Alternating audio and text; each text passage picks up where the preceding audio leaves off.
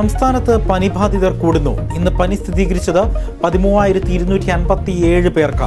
6 ജില്ലകളിൽ രോഗികൾ 1000-ന് മുകളിൽ. KPCC പ്രസിഡന്റ് സ്ഥാനത്ത് നിന്ന് മാറി നിൽക്കാൻ തയ്യാറാണെന്ന് കെ സുധാകരൻ.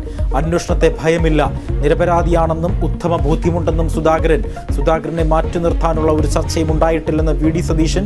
സുധാകരന്റെ അറസ്റ്റ് മോദിയെ സൂചിപ്പിക്കാനെന്ന KC വേണുഗോപാൽ. അറസ്റ്റിനെതിരെ കോൺഗ്രസിൽ പ്രതിഷേധം ശക്തം.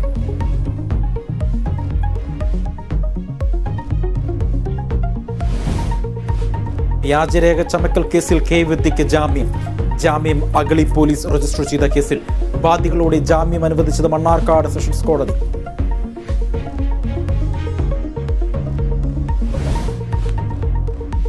വ്യാജ ബിരുദ സർട്ടിഫിക്കറ്റ് കേസിൽ നിഖിൽ തോമസ് പോലീസ് കസ്റ്റഡിയിൽ. ജാമ്യാപേക്ഷ ചൊവ്വാഴ്ച പരിഗണിക്കും. കേസിൽ നിഖിലിന്റെ സുഹൃത്ത് അബിൻ സി രാജും പ്രതിയാകും. നടപടി വ്യാജരേഖ തയ്യാറാക്കിയത് സുഹൃത്താണെന്ന നിഖിലിന്റെ മൊഴിയിൽ. വിദേശത്തുള്ള അബിനെ ഉടനെ നാട്ടിലെത്തിക്കും. കോഴിക്കോട് വെള്ളിമാടുകുന്നിലെ ജുവനൈൽ ഹോമിൽ നിന്നും കാണാതായ 4 കുട്ടികളെ കണ്ടെത്തി. 3 മലയാളി കുട്ടികളെ കണ്ടെത്തിയത് ഷൊർണൂരിൽ നിന്ന്. UP സ്വദേശിയായ കുട്ടിയെ കണ്ടെത്തിയത് കോഴിക്കോട് റെയിൽവേ സ്റ്റേഷനിൽ നിന്ന്.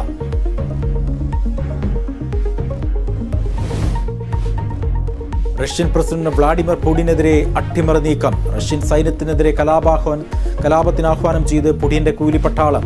മുന്നറിയിപ്പ് നൽകിയ റഷ്യൻ പ്രസിഡന്റ് സൈന്യത്തിനെതിരെ തിരിഞ്ഞാൽ രാജ്യദ്രോഹത്തിന് വിചാരണ ചെയ്യുമെന്ന് വ്ളാഡിമിർ പുടിൻ.